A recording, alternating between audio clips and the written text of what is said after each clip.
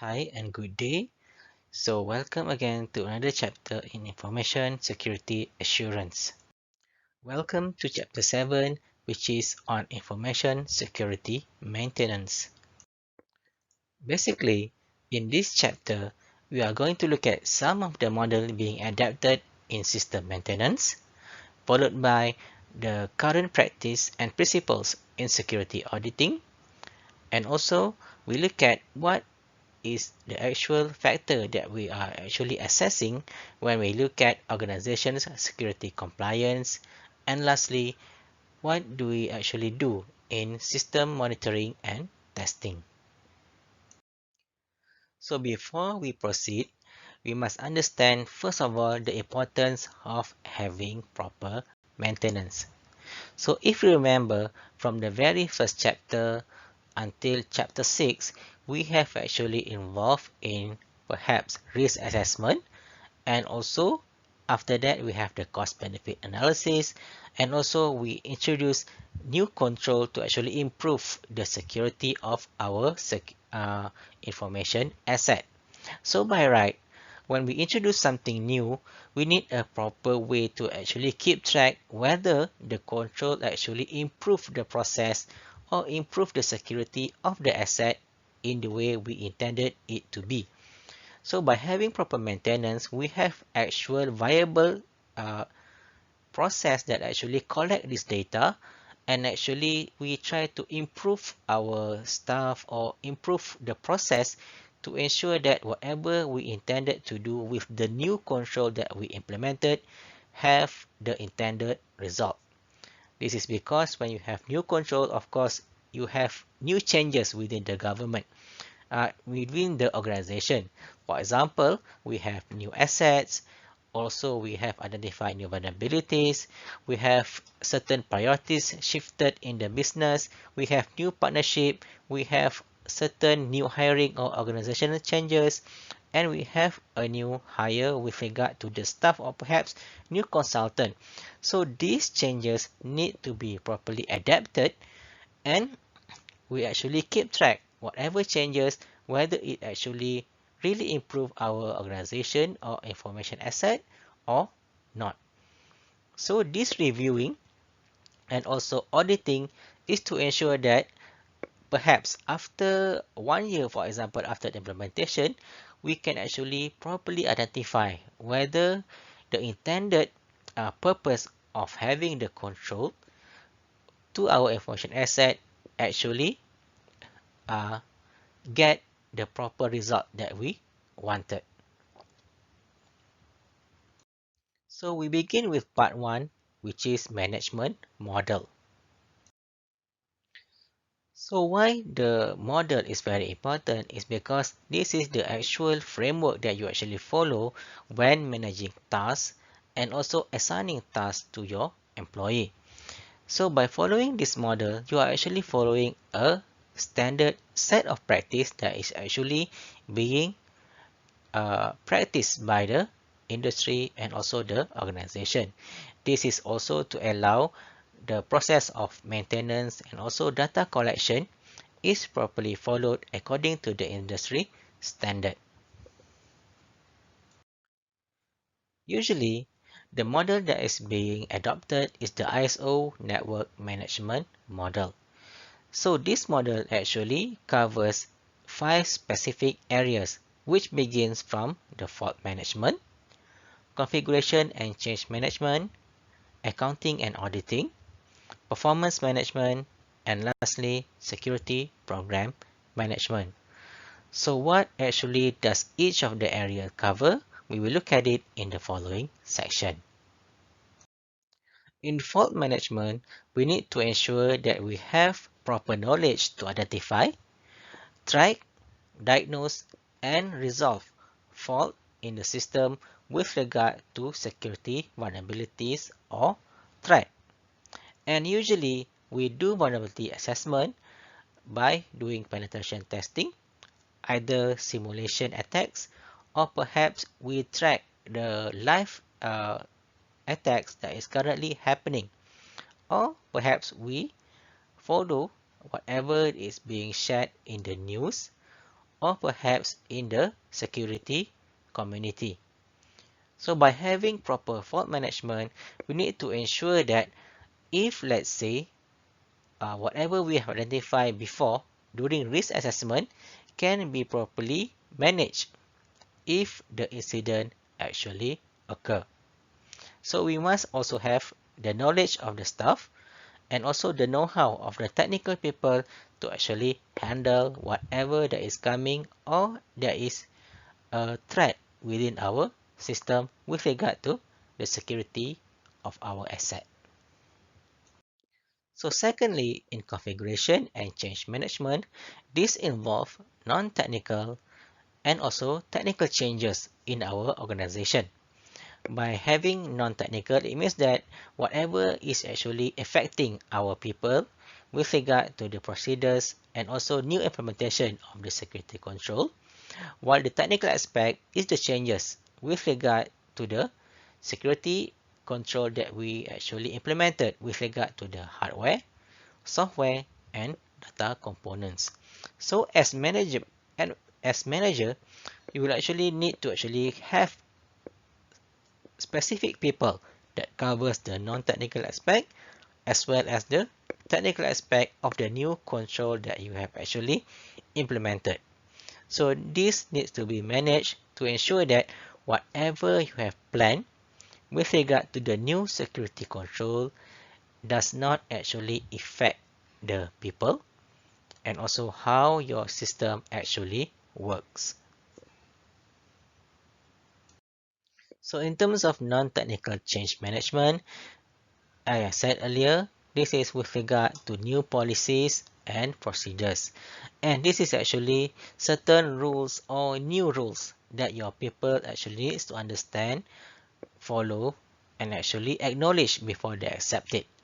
So your document manager must also maintain, first of all, the master copy of each document that you have with regard to the policy, procedures, and guideline, and also have proper record and archive or the revision made to the policy, and also copies of each revision.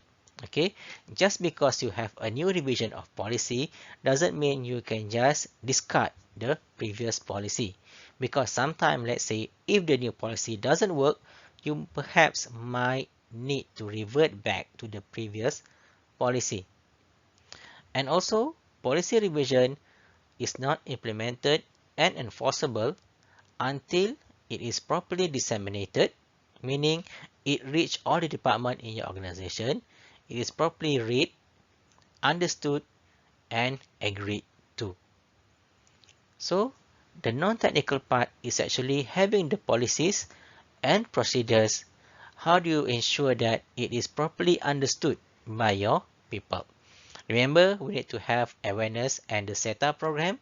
So this is where you need to actually really plan to ensure that whatever policies and procedures that you want to do is properly understood by your people.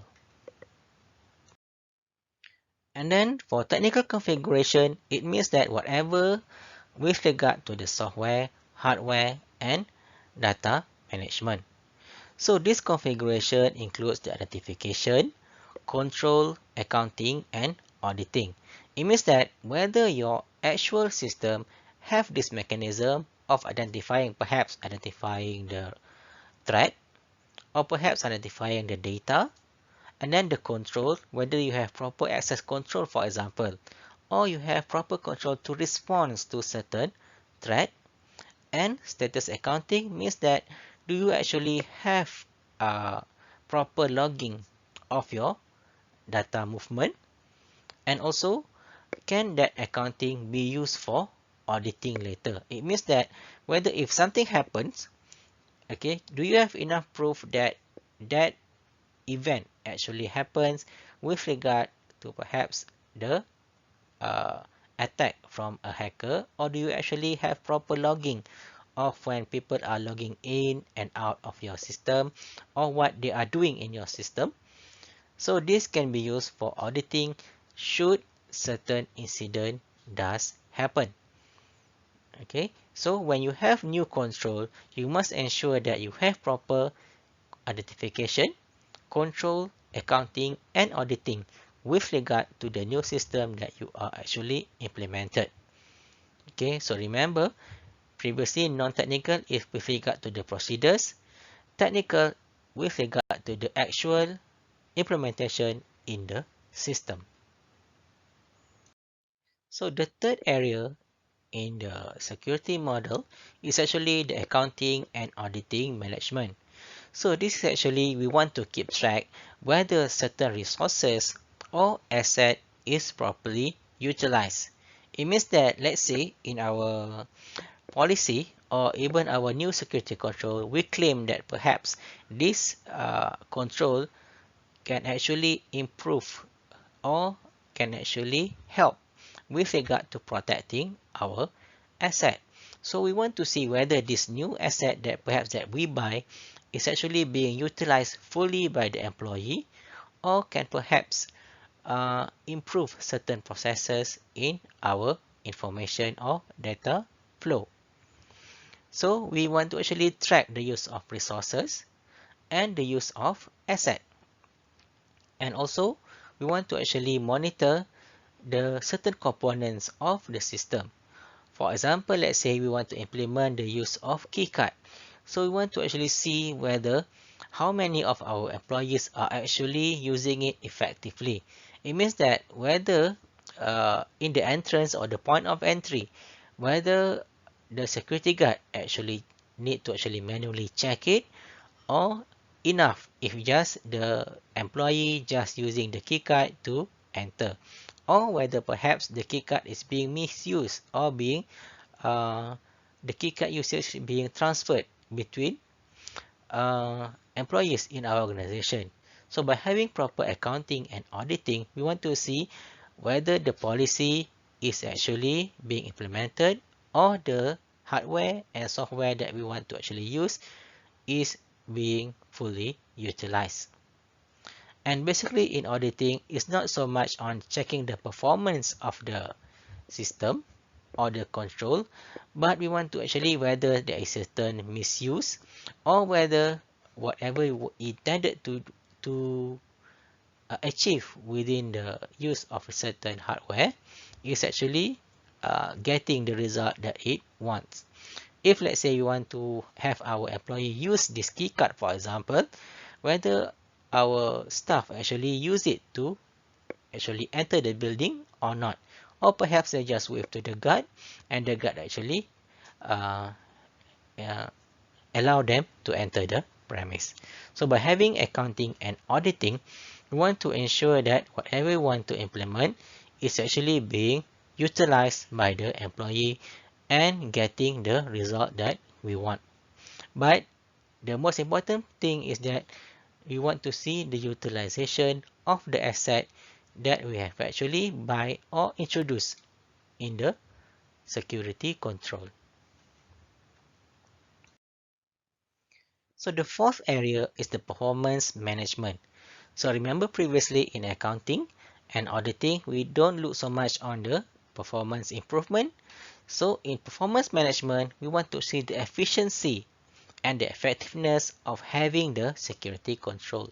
So for example, we want to see whether by introducing the key card, whether it actually eases the employee in entering the building, or perhaps some employee find it difficult to use the actual key card. And also we want to see whatever control that we have actually introduced can actually improve certain processes or actually improve the security of the asset that we want it or we plan it to be. So we evaluate the performance of the security system and we look at the performance baseline before that. Baseline means that we have certain expectation. Okay, let's say the improvement by having the keycard, okay, it will actually improve the speed of actual point of entry within the gate of our building, for example. This is because each employee have their own key card, so the point of entry is or the entrance process is very fast compared to the security guard having to actually recognize each and every one of our employee. So the baseline is the expectation, and the actual implementation is we see whether whatever we expect from the performance of the key card is actually matching with the actual practice. Okay, let's say we target for the point of entry perhaps 1 second per employee, for example. So when we test it on the field data, whether the actual data actually matches the baseline that we actually expect it to be. So the performance can be measured that way, and then we can see whether the implementation of certain security control actually is effective or not in actually improving the uh, security of our asset. Okay, so that is for performance management. The fifth area is the last one. This is to ensure various areas are actually addressed. So remember we have the 4 areas previously. Now the fifth area is to ensure that all the 4 areas is actually addressed and properly implemented. So by that, the British Standard of 7799 introduces the process model to actually plan, do, check, and act for each of the areas that we have previously covered. Plan, it means that they actually recognize for each of the area what they need to actually do or who is responsible for each of the activities with regard to each area. And then second one is to actually do it. And then the third one is actually checking whether the planning and also the action is actually properly implemented. And 4 is actually maintaining and have proper maintenance with regard to the planning and also the actual action. Meaning that they have proper documentation to record in action every activities to ensure that whatever is intended for every areas is properly addressed, recorded, and also properly maintained. So the next one is the maintenance model. So if you see in this diagram, we see that we have the actual risk, threat, and attack database together with the vulnerability database. Remember in our previous chapter, we have the risk assessment activity. And the risk assessment activity, we have the actual planning for risk assessment, and also we have done the vulnerability assessment and perhaps certain control to remedy the vulnerability and the risk that we have actually identified. So the maintenance model here is having the extra activities here, which is the internal monitoring, external monitoring, together with the readiness and review. Remember, in readiness and review, we also have the awareness program, and we have the assessing activity of perhaps our staff and also our system, whether we have the proper readiness to actually handle the risk and threat that we have identified. And also, the maintenance model is adding the internal monitoring and external monitoring to ensure that whatever control that we have planned to actually control the risk, threat, and vulnerability of our emotion asset can actually be properly implemented. So the first one is monitoring the external environment. So remember, this is related to our risk assessment process earlier on. So let's say for a certain information asset, we have this threat and risk and vulnerability that can actually causes certain event to happen. So we must have proper monitoring of external environment factor that can actually add to the threat or the successful of the risk actually happening. So the activities here is we want to collect intelligence from related data sources let's say we have a proper intrusion detection system, or we have implemented or using firewall, okay, or other ways to detect external uh, phenomena that could actually add to the success or the probability of the threat actually being successful in launching the attack or causing the vulnerability to be exploited. So having this proper monitoring, we want to ensure that uh, this event can actually be controlled and the risk could not actually happen, or if it happens, it can properly be mitigated and handled correctly. So in external monitoring, the challenge is not actually on acquiring the threat and vulnerability data. So the challenge here is actually to turn that data into information that can be used to do proper reaction to the event that could happen or could jeopardize our information asset.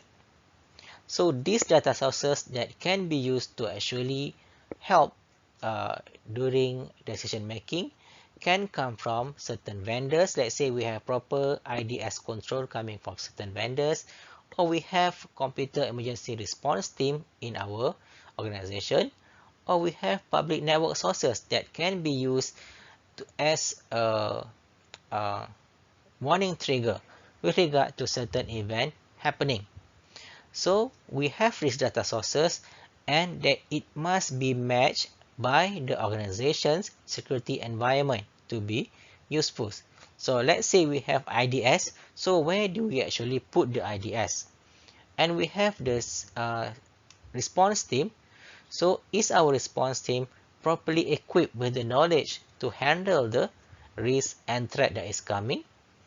Or is the public and network sources can be trustworthy in terms of identifying the risk that is coming? Or we can actually rely on the 1, 2, and 3 aspect to actually do our own decision making and react to our incident that is coming to our information asset. So these data sources must be properly identified, and what we do with the data is actually also important with regard to external monitoring. So we have the data. So how can we use the data to actually protect our system? Or how do we mitigate based on the data that we have? So this must be decided by our team when we are actually using these data sources. And then the next one, after having those data, so we must also have proper monitoring, escalation, and incident response. So monitoring has 3 primary deliverables or objectives. So first of all is specific warning, meaning that by monitoring that, what can be the result? If let's say certain incident can be detected, so what's next? And then also we must have a proper summary of external information.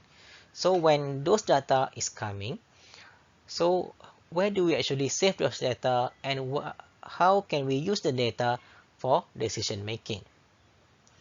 And then of course, we have detailed intelligence on the highest risk warning. So remember in previous chapter, we have the ranking of certain threat, certain risks, or certain vulnerabilities.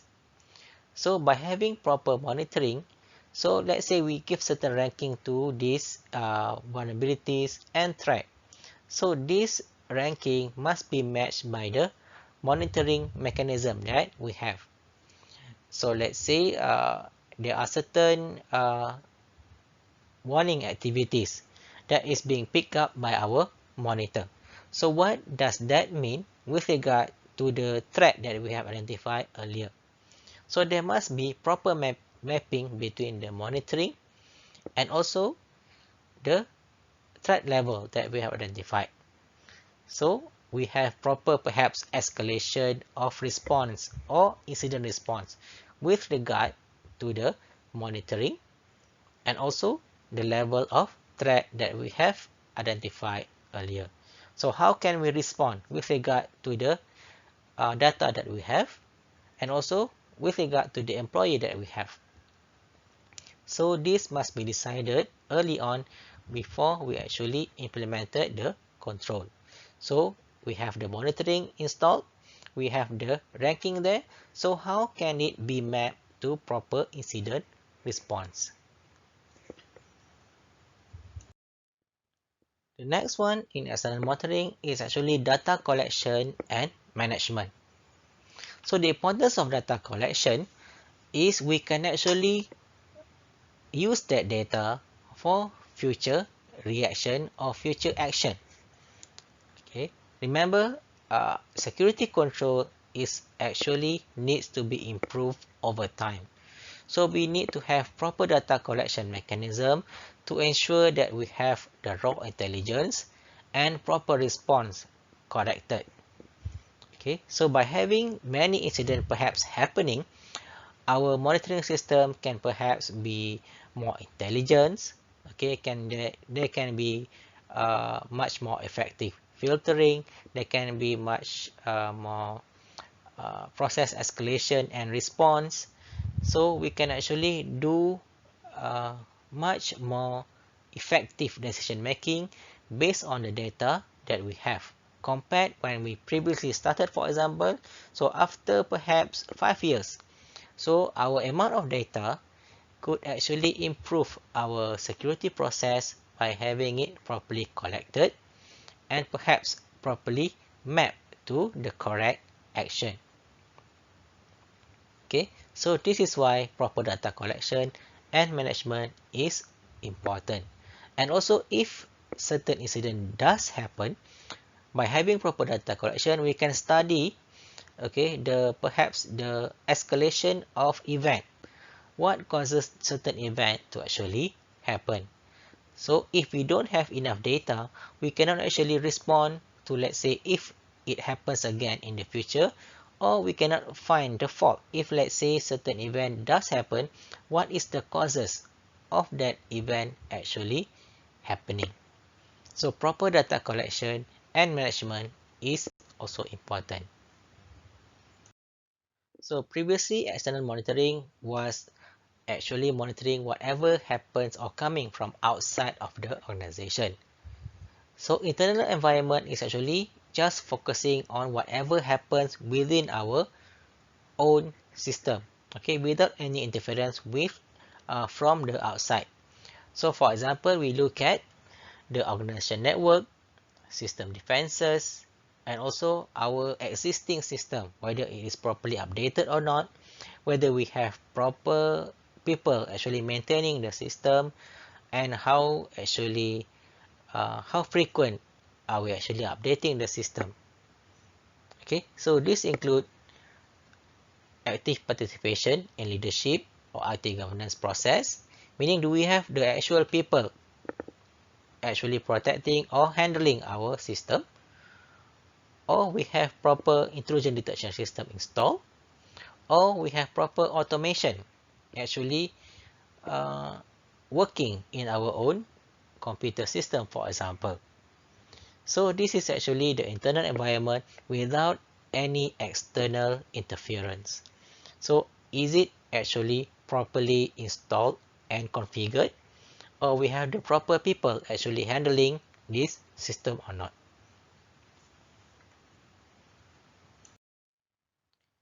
Another aspect in internal monitoring is, do we have proper network characterization and inventory? It means that, remember, in our big network, we have so many hardware and software installed. So by having proper network characterization, perhaps, do we have enough information to actually see how is each and every system in our network actually connected? Okay, so how many network is there? How many computers are there? How many devices are there?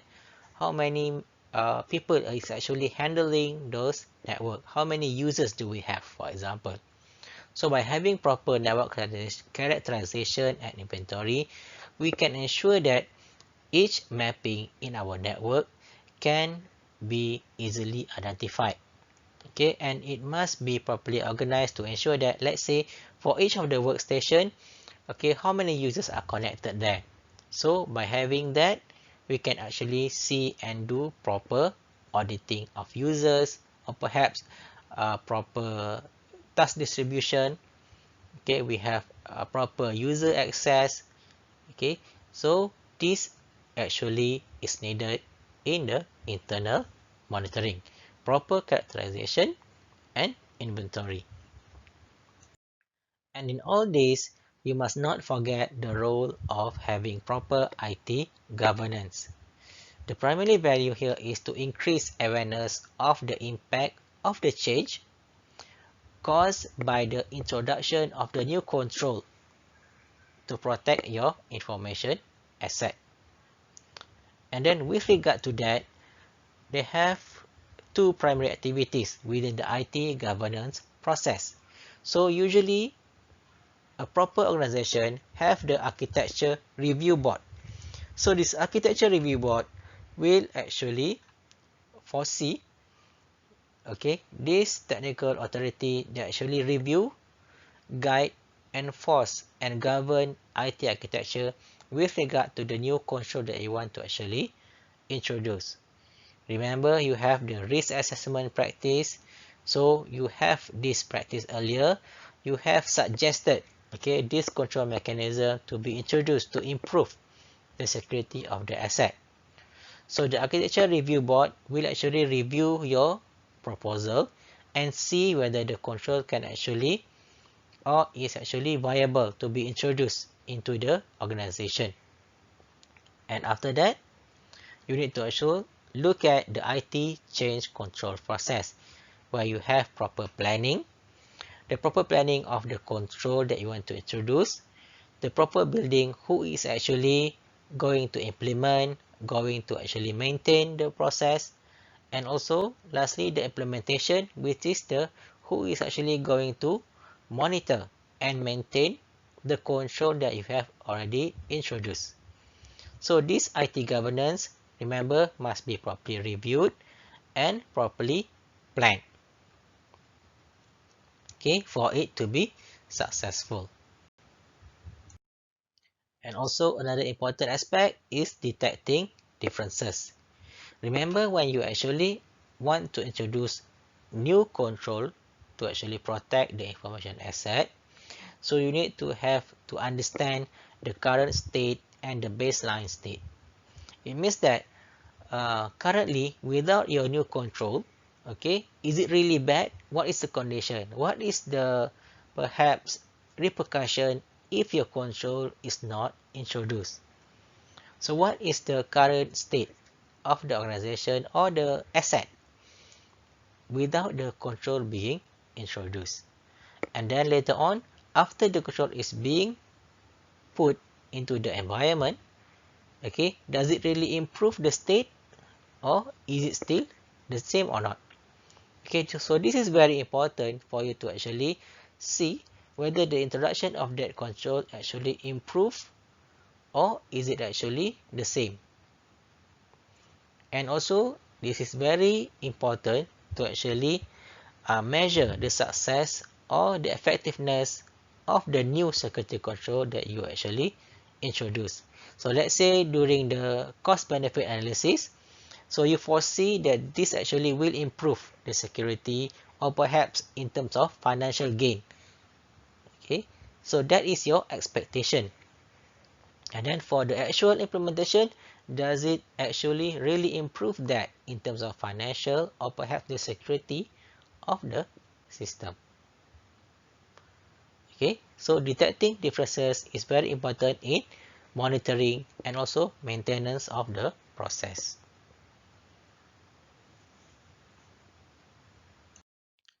So before we continue to part 2, okay, please take a 5-minute break before we continue.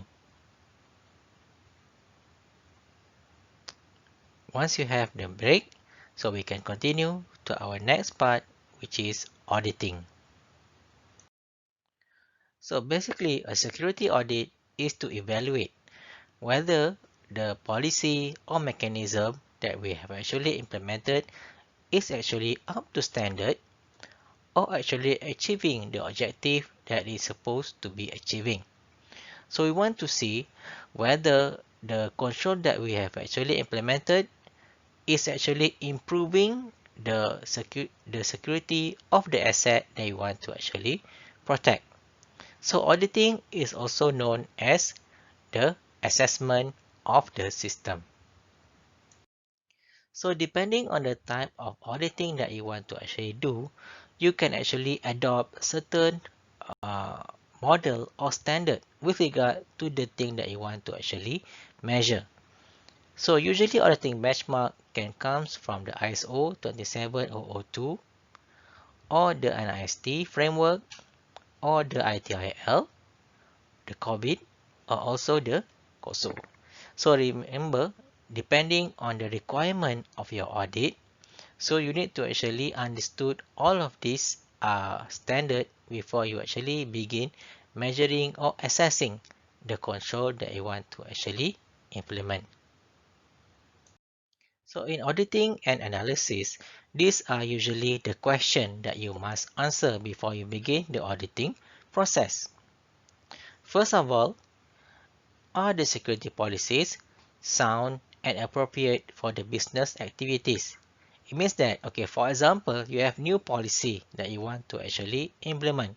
So in auditing the policy, these are the questions that is usually being asked. Whether the policy that you actually introduce is appropriate for the target business or activity that you want to actually protect. And then, secondly, are there controls to actually support your policy? Okay, so for example, let's say you have a policy for every employee that enters into your building must actually have proper authentication control. Okay, so by that, in terms of control, how do we actually support the policy?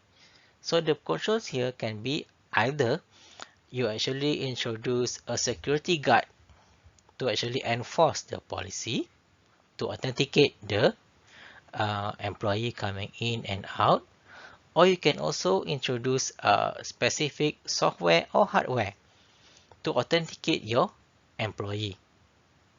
And then the third one is the effective implementation and upkeep of control. It means that do you have proper way to actually monitor the use of this, the implementation of this policy and also control. Okay, this is important for auditing and analysis to see whether the policy and control actually being properly uh, understood and also regulated and accepted or not by your employee. Okay, if people actually didn't use it, perhaps they can study from the data that you collected. What are the reasons? Okay, how frequent are people actually using your or following your policy?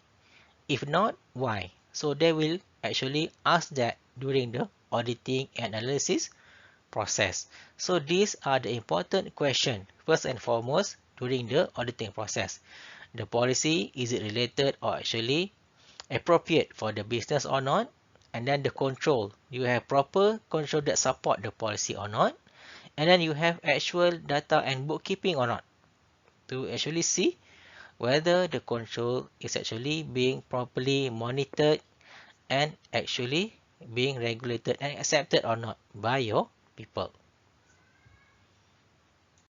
So with regard to those questions, we look at it in implementation in terms of the security review cycle.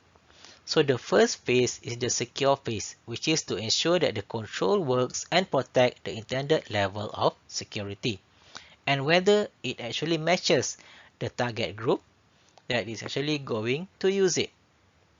And then the second stage is the monitoring of the implementation of the control that you actually wanted to implement.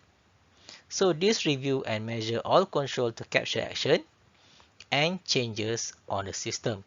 So monitoring also involves data collection of the implementation and then the auditing phase, which is reviewing the logs and overall environment with regard to the implementation of the control that you have actually implemented. So let's say you are using KeyCard. So this audit will review the logs and perhaps entry of the data with regard to the usage of your KeyCard, for example. And then the last stage is actually improve. So after auditing, perhaps they see certain shortcomings from the use of your keycard perhaps. Perhaps your certain target group is not very comfortable with using the keycard or they are perhaps not well adapt to the technology. So the improvement stage is actually improving or understanding the problem from the first implementation and try to improve perhaps on a monthly basis or a yearly basis.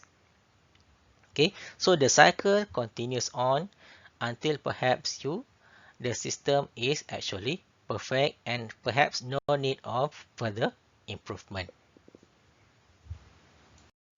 So another aspect of auditing is also in determining what is actually acceptable. So you have to actually define what is acceptable and unacceptable action. So for example, in terms of using the key card, what can be defined as acceptable? So let's say the key card will actually be assigned to one individual. That is acceptable. So unacceptable, perhaps the key card cannot be shared between employees. Okay, so there must be a baseline of what is acceptable and what is unacceptable. Okay, so this actually is needed when you are actually properly auditing. So let's say what is acceptable behavior with regard to the policy and what is unacceptable. So there must be proper definition between those two before auditing can be done. Also, when deciding the areas of security audits, first of all, you need to consider, first of all, audit must be large in scope and cover the entire departments or business function. But although it is large in scope, it must be narrowed down and address only one specific control at a time. Okay, so for example, large in scope means that it covers one department in terms of usage of the key card. So the control is actually one specific control, which is the key card. You don't actually see other, you don't actually focuses the audit on other security control there. Let's say you don't focus on the firewall, for example, you don't focus on the IDS, for example. So that audit is only will specifically look at the implementation of the key card, but it will cover the entire department on actually using the key card. So you must be large in scope but narrow in the specific control that you want to actually audit. So when you narrow it down, you can be actually really scrutinize on the specific control that you want to actually look at. So you can ask this question, is the level of security control suitable for the risk it addresses, for example? Is it installed correctly? Is it addressing the purpose? So remember, you are focusing on one specific policy, for example, and then one specific control at a time. Do not focus so much on so many controls, and then perhaps you will get lost in too many details at one time. Remember, the scope can be large, but the scrutinization just focus on one control at a time. In defining your audit plan, it is important to actually focus on the objective. So determine which system or business process to review. Remember, be very focused on specific processes or control. And then define which areas of assurance to check. So let's say by using the keycard, you are actually looking at perhaps the user authentication. Okay, And then identify personnel who will participate in the audit. So for that department, you look at, let's say, for just security personnel only. And then for the second level, perhaps on very non-technical personnel. And then you see whether the effectiveness of the control being used by that specific target group only during the audit. So by that, you can actually get very clear result whether that control is very suitable for that target group or not, or if not, what is the problem. Because you must remember, each control have certain different response from different target group. So you cannot have just one umbrella plan or audit for one or for a very big group consists of many different individual. So it must be very defined and properly targeted. In defining the scope, this can actually help you in actually defining the scope. So first of all, you must survey the site that you want to actually audit. So try to understand the environment and the interconnection with the policy that actually you want to audit. And then review existing documentation. This is both during planning and also implementation. Third, review risk analysis output. So understand the criticality of the control that is actually implemented. Why is it needed, for example? Okay, and which vulnerability does it cover, and which risk actually does it addresses. And then of course, review server and application log.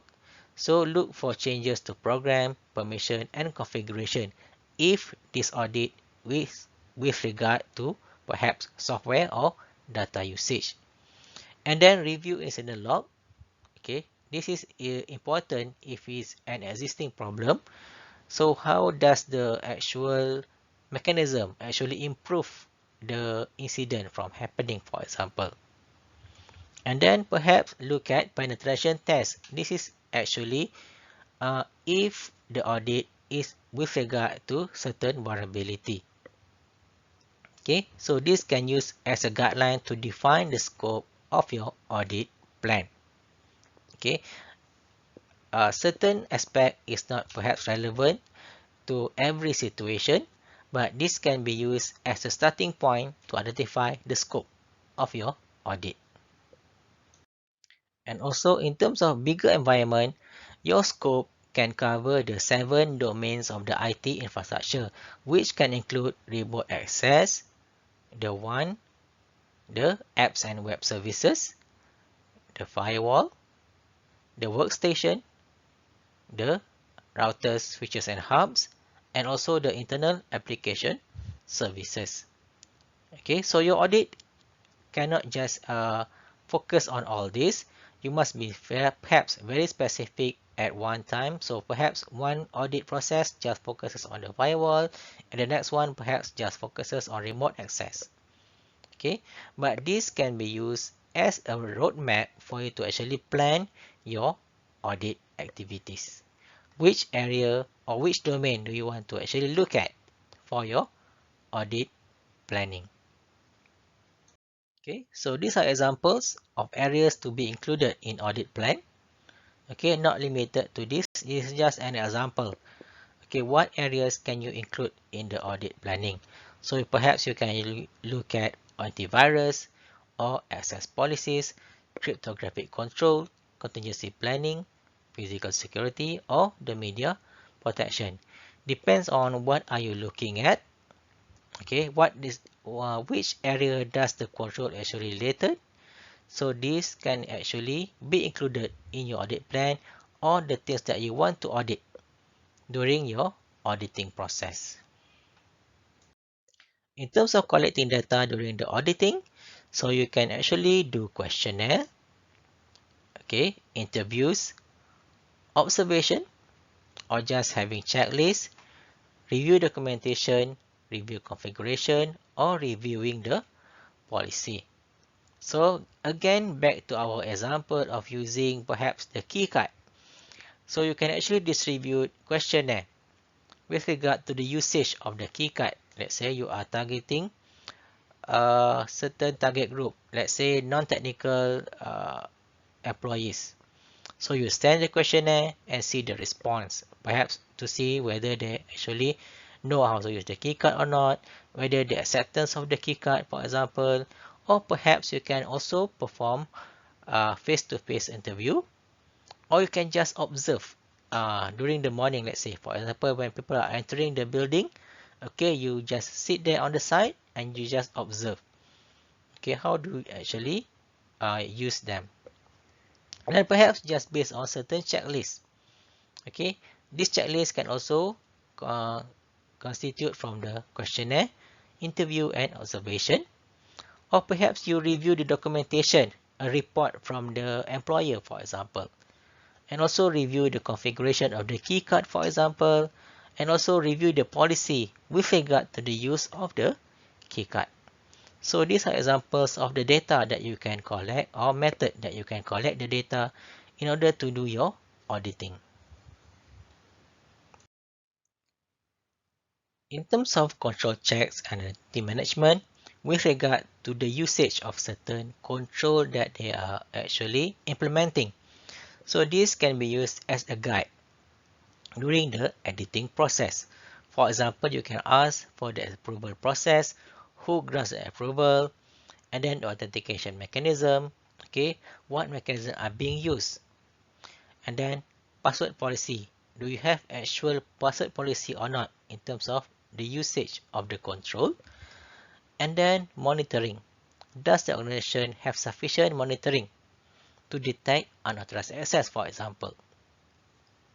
And then in terms of remote access system, are all systems properly secured with strong authentication or not?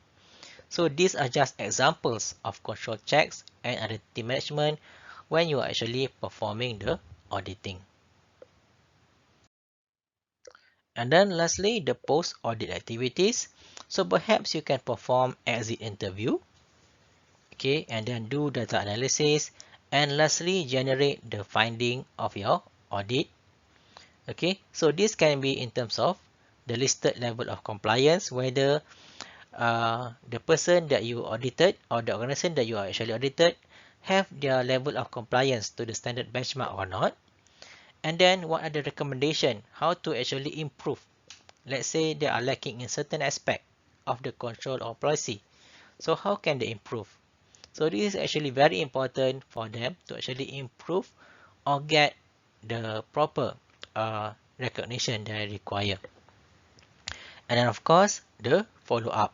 So let's say you give the recommendation and then you suggest, okay, in 1 month later, you will come again and actually audit again the process, whether there is improvement or the recommendation is actually being done by the organization. And then this finding, recommendation, and follow-up must be presented to the organization so they can actually make the necessary action. So that's it for the auditing process. So for the next one, we are actually going to look at the monitoring. So you can actually take a 5-minute break before we continue next. So if you have finished taking a break, so we can continue for part 3, which is monitoring. So in part 3, we are going to look at security monitoring. Security monitoring is actually the activities or ongoing activity that you actually did in your organization to ensure that proper monitoring and proper security control are installed and perhaps can be actually used to respond to certain uh, external or perhaps internal event happening that could jeopardize your information asset. So the first question that you need to ask is the baseline. What normal looks like? It means that if everything is going according to plan, for example, or perhaps there is no threat or no risk, what does it look like?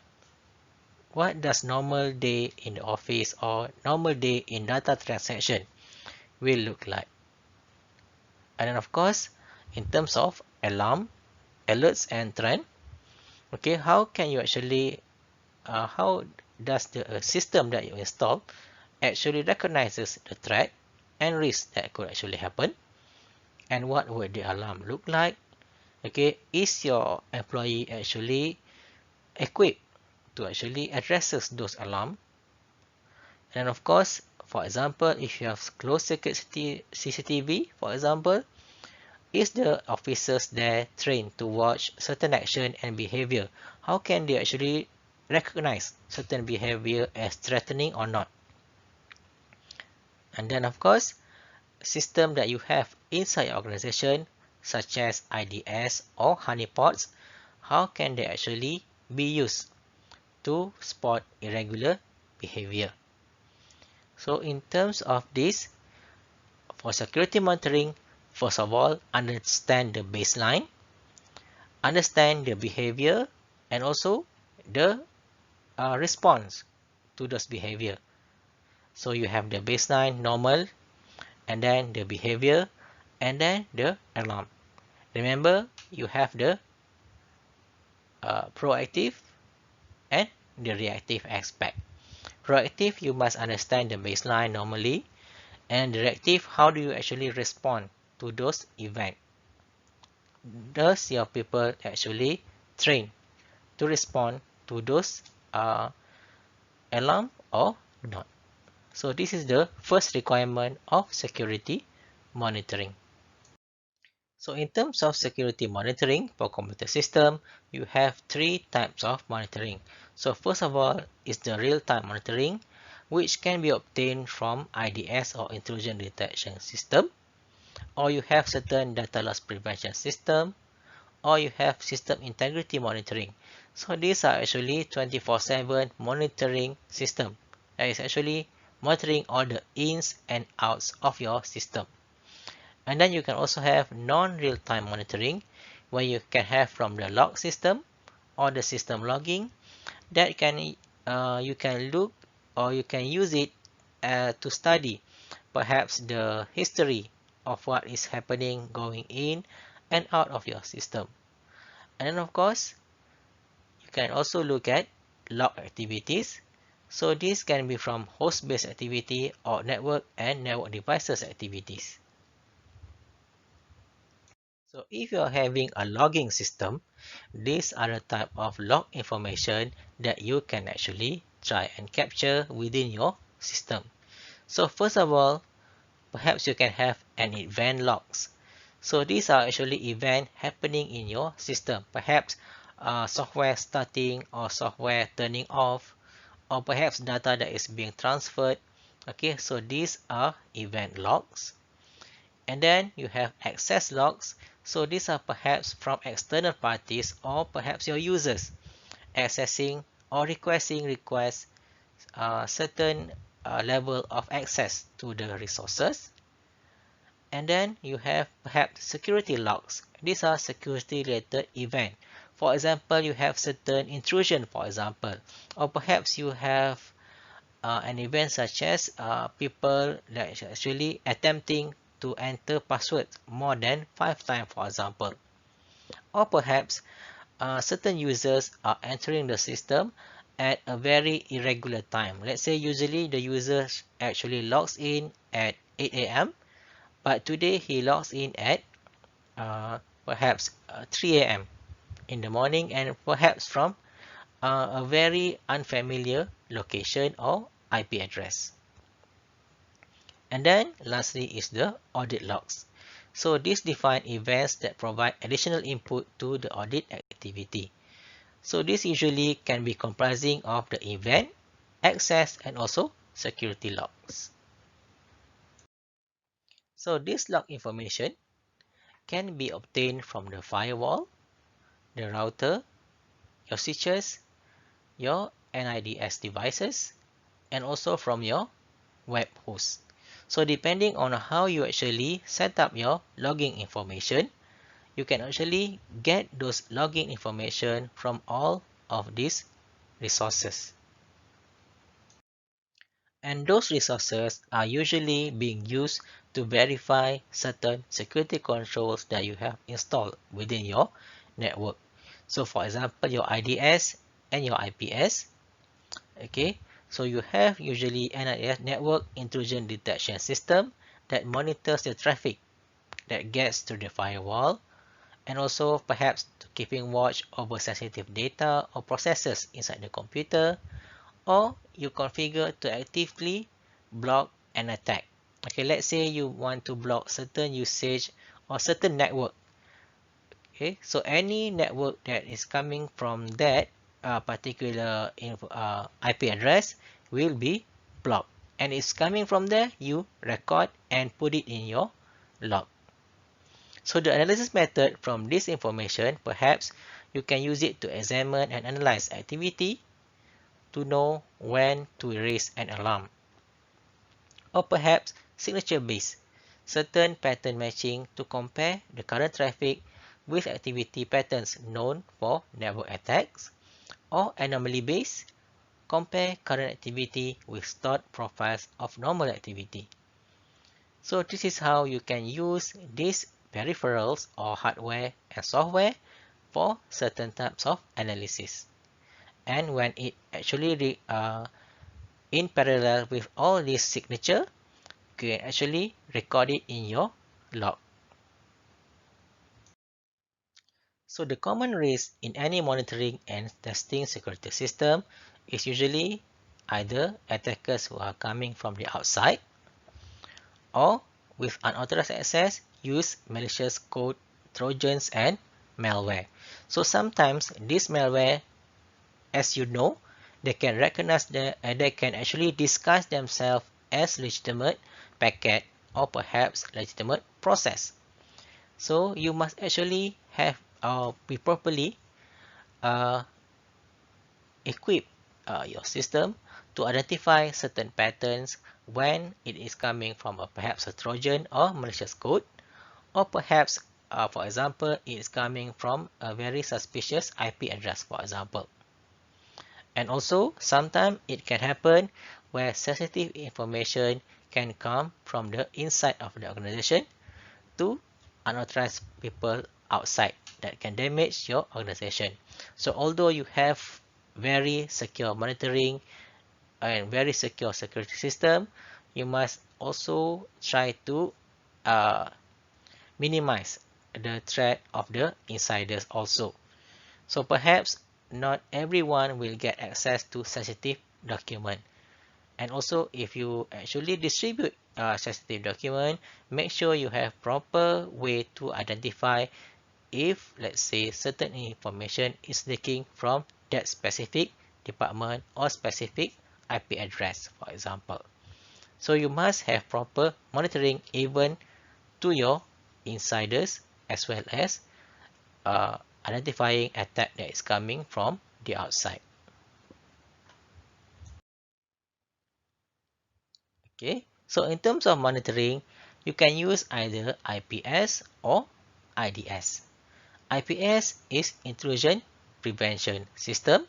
This is to actually actively trying to block any malicious traffic coming from the outside. Or you can have intrusion detection system which identify abnormal traffic for further investigation. IDS is actually trying to detect any malicious or any suspicious activity. Okay, while IPS is usually for in terms of from a malicious traffic coming from the outside. Usually IPS is for specific IP address, and then IDS is specific signature of activity of processes. So it's good if you have two, IPS and IDS. In security monitoring process, it always good to actually have a proper security testing what you want to do. So this, by using this guide, the security testing roadmap, perhaps it can be used by you as a guide later on. What can you actually test when you want to have proper security monitoring system? So first of all, it begins from the recon. So the recon actually centers on learning about the system that you want to test. So let's say you have you want to protect a database. Okay, so that database, how can you actually protect it? So perhaps you can use proper authentication, or perhaps by using proper SQL code, or perhaps by preventing SQL injection attempt. So in terms of writing the code, how can you actually write the code to ensure that people cannot actually inject SQL injection instruction into your database? So that is the first thing, the reconnaissance. And then secondly is the network mapping. So this is to actually recognize for each of the connection that you have in your organization, where is it actually located, for example, in terms of logical design or physically. In terms of IP address, for example, where is it? What is your actual database located? And then you perform the vulnerability testing. So you actually see for each of the software that you're using, what is the possible vulnerabilities, and then you test it. And then how you test it? You are actually testing it during the penetration testing. And also, what are the mitigation? So after you recognize the vulnerability and also from the result of penetration testing, what are the mitigation activities that you can do to actually improve the vulnerability or the weakness of the system that you have actually recognized from the exercise. Okay, so follow this step: recon, the network mapping, you do the testing, and what are the mitigation activity that can improve the security of the system. So by using the previous roadmap, you can use it to establish testing goal and recon method. Because usually we have certain objective when we want to perform certain security measurement or testing. For example, we want to test previously the vulnerability of your database. So your objective here is to perhaps find the IP address of the database, find the perhaps the SQL code being used, okay, whether you can inject certain codes into your database. So you identify the vulnerabilities and you rank them according to the criticality of your system. And then you perform a document or write the document point in time snapshot test for comparison to other time periods. Okay, so for example, you want to do certain intrusion prevention system. So you want to see the activity of your users. Okay, what in which point in time is your users mostly active, and in what time do actually the system is not very active. So you can actually use that information as perhaps to do mitigation steps or to do backup process. And then also you can also do this to prepare for auditor review and find the gaps in your security. And also in terms of reconnaissance method, you can also try perhaps using social engineering, who is service, or zone transfer in terms of the reconnaissance and testing method. So these are just some things that you can actually do based on the previous roadmap. So these are just an example of network mapping. Perhaps for each machine connected to your network, you can actually properly map it to specific IP addresses and what are the services provided by each and every one of the machine that is connected to your network, and also the operating system that is being used for each of those machines. So these are just an example of proper network mapping. And then in terms of testing approaches, as you all know, even in software, you can also use it, okay, in security testing. So you can have the black box, and then you have the gray box, and you have the white box. So black box means that the internals are not known.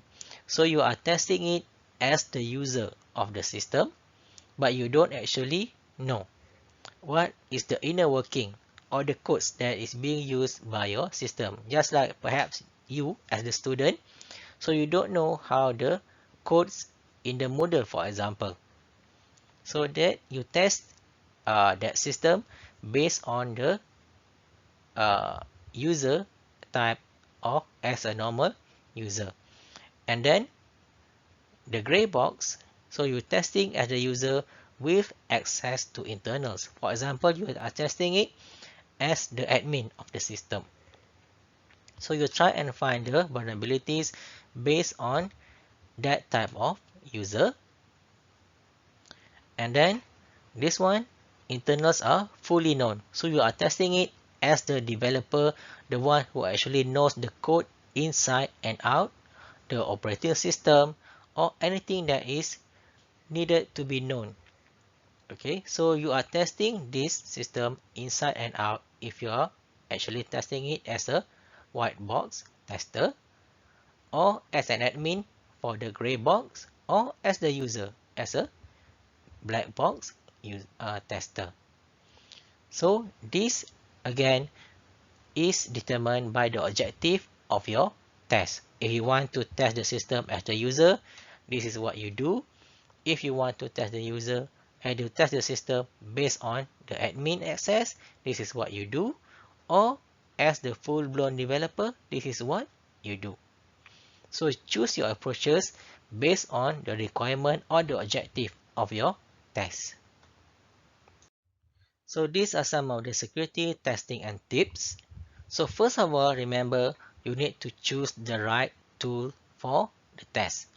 So perhaps for hacking testing, what will you do? Okay, perhaps you can use Jack the Ripper perhaps. Or perhaps for pen testing, so what will you use for pen testing tools? And then you must remember, tool makes mistakes.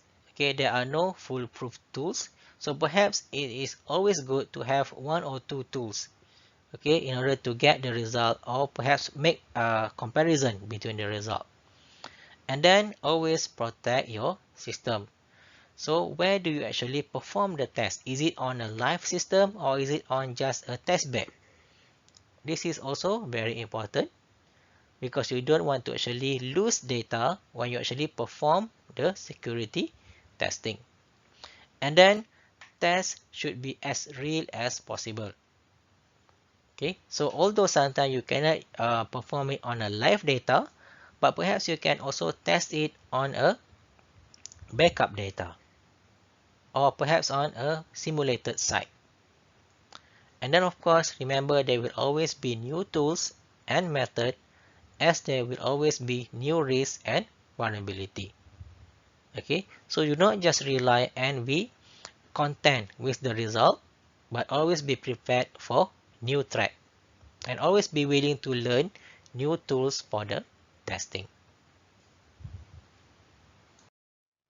Okay, so before we end this chapter, so remember in this chapter, we look at the practices and principles of security audits. And then we look at some ways to monitor the system and the importance of log data either for security testing or either for security audit.